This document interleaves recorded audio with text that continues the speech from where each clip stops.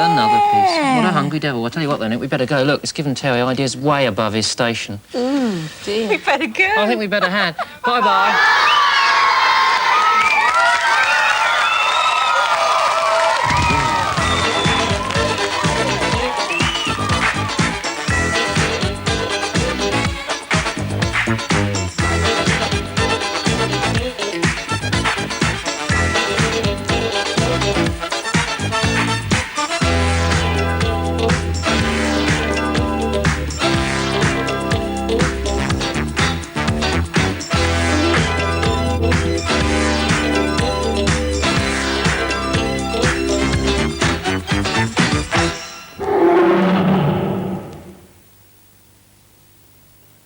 I don't have to be here. This is stupid. Ben? Well, look, that is a cough you've got there. It's not a singing voice.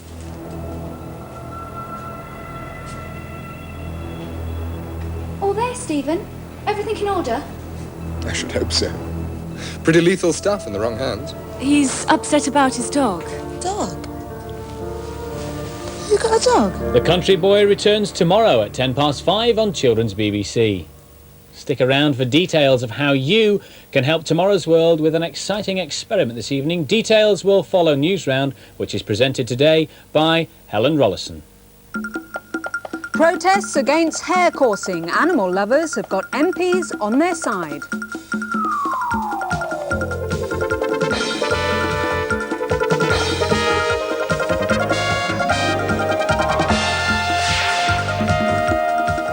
Hello again. Hair coursing is cruel and unnecessary and should be banned. That's the view of a group opposed to killing animals for sport. Today, members of the League Against Cruel Sports joined a group of MPs at the House of Commons to put forward a new law banning hair coursing. The action comes on the day that the sport's biggest event of the year, the Waterloo Cup, gets underway near Liverpool. Terry reports. The Waterloo Cup is like the cup final of hair coursing. It's a three-day event that takes place in Lancashire and marks the end of a season which began last September. It dates back more than 150 years. Two greyhounds run along a course after a hare which has been chased onto the field by people called beaters. Sometimes the hare is killed. This year, the League Against Cruel Sports says it's particularly worried about the fate of the hares. They claim that because of the mild winter weather, the hares have started breeding earlier than usual. They fear that many of the hares killed will be young mothers, and their babies will be left to starve. But the organisers of the Waterloo Cup say most hares won't start breeding for at least another month, so they've no plans to call off the meeting. Last year, the League's protest against the Waterloo Cup was marred by violence from outside the group. So this year, they've decided to take their protest direct to Parliament. Today, 6 MPs officially asked the government to outlaw hair coursing altogether. Join the fight to save the hare! Their supporters claim only a tiny number of people still take part in the sport. Just over 300, compared to the thousands of people who are against it. They say the hare population in Britain is already falling drastically because of modern farming methods. And it's time for hair coursing to be stopped if the animals are to have any chance of survival. Meanwhile, the RSPCA warned today that Britain's pets are suffering from an epidemic. But it's not a disease, it's cruelty. Their latest report shows that dogs have to suffer worse treatment than ever before. When the RSPCA took pet owners to court last year, 2/3 of those found guilty had been cruel to dogs. The charity says many of them are starved, beaten or abandoned. It wants a national register to try and make sure that only dog lovers keep dogs. 10 lorries are on their way from Britain tonight to Armenia in the Soviet Union. They're loaded with badly needed supplies for those who lost their homes in the earthquake. Much of the collecting was done by pupils of St Joseph's College in Ipswich. The convoy of trucks will travel through 6 countries to reach Armenia. Stuart White watched the final preparations. These pupils were today loading the last of 15,000 blankets destined for Yerevan. The schools started their appeal over the Christmas holidays, and in this latest consignment, in conjunction with the Aid Armenia appeal, are now sending 10 trucks full with everything from medical supplies to baby food, as Michael Hockley, the organiser, explains. There are so many orphans. We think there must be nearly 40,000 orphans, and the cry from them, the top priority after money, has been for baby food, and the response is phenomenal. We've got 2 trucks completely full. Baby food, fantastic. The trucks will be blessed tomorrow by the Armenian Bishop of London. It's the start of a 2-week journey that will help save lives in Armenia. Hundreds of school children wanting to become Britain's future space scientists have been writing off to go on a course specially designed for them. The organisers at Sevenoaks School in Kent claim their summer school in July will be the first in the country just for space studies. And with a month to go before the closing date, they already have more applications than they can cope with. Julian Cousins reports. Some of the technology here is familiar, some a bit odd. Studying technology has been part of school life here for years. iBot Ed was designed by pupils to follow a beam of light, imitating the human eye.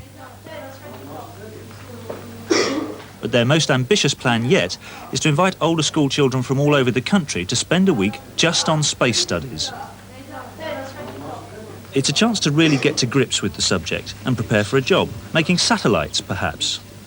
I've always been interested in space to a certain extent, but when the summer school was announced, I thought it would be interesting to find out more about space, especially the electronic side and the engineering, which is my interest. Well, I think there's a lot of empty space in the space industry at the moment. I think there's gaps for people interested in commerce, and so I hope to move into that field. In a few months, young scientists will be flocking here, joined by pupils keen on languages and business studies. It'll cost about the same as an adventure holiday, but there may be some free places. Rodney Buckland, who works in the space industry, is setting it up. We've had tremendous support from the leaders of the British space community, both the science, the industrial companies and the commercial business. Pupils have already devised a promotion video for the course with this message for all future space travellers.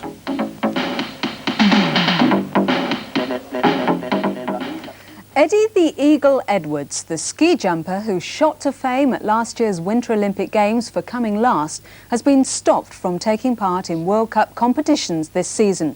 The British Ski Federation says it's for his own safety, but Eddie is furious. For Eddie, it hasn't been a good season in the World Cup competition, with poor results and then injury after a fall. But he's been back in training for a month and has been passed fit by Sports Council doctors.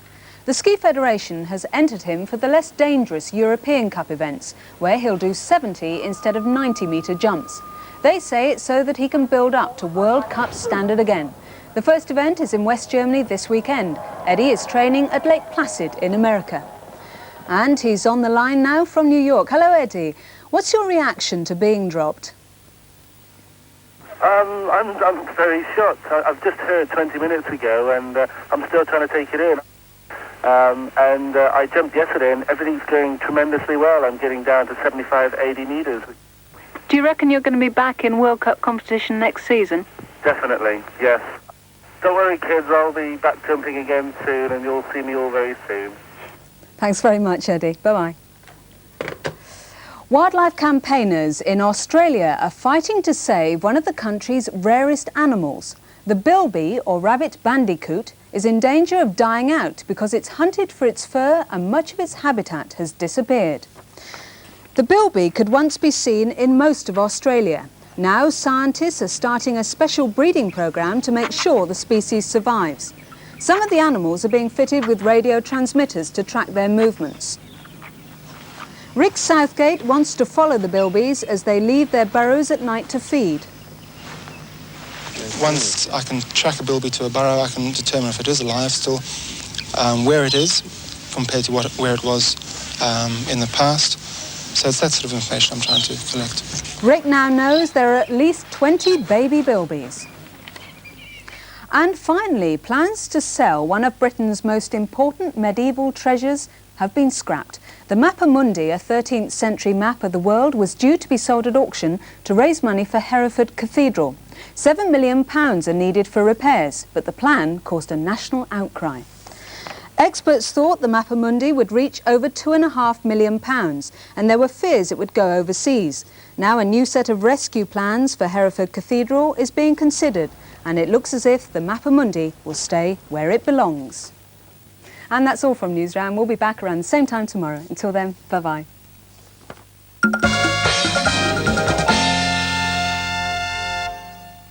Thank you, Helen. Now, Tomorrow's World need your help with an exciting experiment this evening. With the details, I've got to get this right, from the Network Management Centre of British Telecom in London, here's Howard. Good afternoon. Hi, Andy. Yeah, this is the Nerve Centre where British Telecom can keep an eye on all the telephone exchanges up and down the country and make sure there aren't any overloads to the system, and if there are, they can do something about it. Well, tonight on Tomorrow's World, we're going to test it, and you're going to help us, because we're asking the question, should we have British summertime all year round? And at 6:30, that's the time to watch, because we'll be offering you 2 telephone numbers. I'm not going to tell you them now, you've got to watch at 6:30. Now, there was a survey which showed a geographical disagreement about whether British summertime all year round would be a good idea. Basically, it means that we'd have long, lighter evenings, but it'd be darker in the mornings, and people in the north seem to think that was a bad idea, and people in the south thought it might be all right. All right, so then. we're going to do our own poll and Details test that out, tonight at 6:35, thereabouts. 6:30. 6:30. Thank you, Howard. So join him for that. No, 6:30, Ed. Ed, the detail. Don't dial now. I'm sorry. Yes, and Tomorrow's World, of course, is tonight at 7. But now it's time for Grange Hill.